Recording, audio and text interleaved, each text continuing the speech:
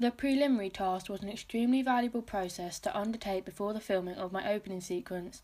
This task taught me and helped me to understand the full continuity techniques and also gave me the opportunity to demonstrate them. The full continuity techniques include match on action, shot over shot, eyeline match and the 180-degree rule. I progressed drastically from the creation of my preliminary task to my final production.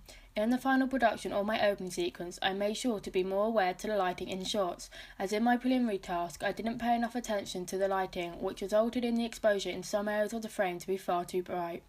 I have also progressed in a way I use lighting to portray a certain type of atmosphere. In my preliminary task, I stuck with standard lighting to portray the normality of the situation. However, in the progression to my final product, I took a lot more care in the lighting, making sure that the exposure of the shot was spread evenly. I also filmed in a location that had less lighting, therefore portraying a tense and cold atmosphere in my opening sequence. However, I made sure that the lighting wasn't too dark in the shots, therefore still creating a dark and eerie atmosphere while still looking professional. From my preliminary task to my final product, I progressed enormously in my use of sound.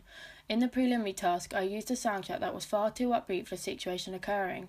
However, I have learned in the making of my final product how to choose a soundtrack that is much more effective and suitable and also connotes the right atmosphere for the situation of the narrative.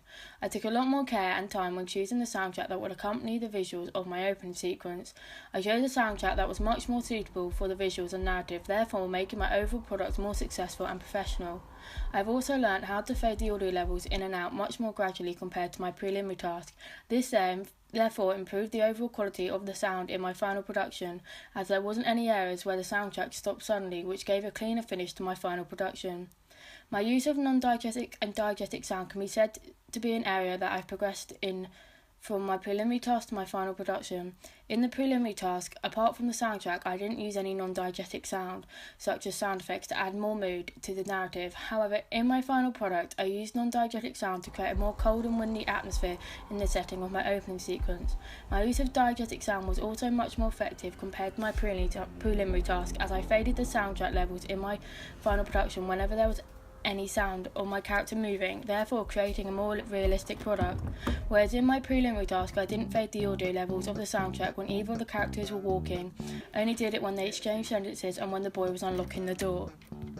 The use of shot types have progressed enormously from my preliminary task to my final product, as in my preliminary task I only used basic shot types such as long shots, close-ups and medium long shots. In the progression to my opening sequence, when filming, I experimented with a wider variety of shot types such as aerial shots, which I have never used before.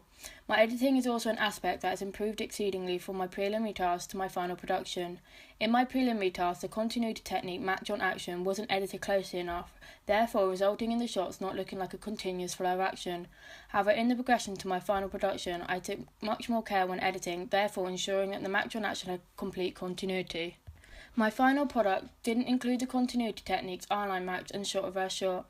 Originally I had planned to include eyeline match in my opening sequence, however when editing these shots together the continuity didn't flow smoothly, therefore making these shots look unprofessional and unneat. I therefore decided to take this technique out as it wasn't to the standard that I would have liked it to be.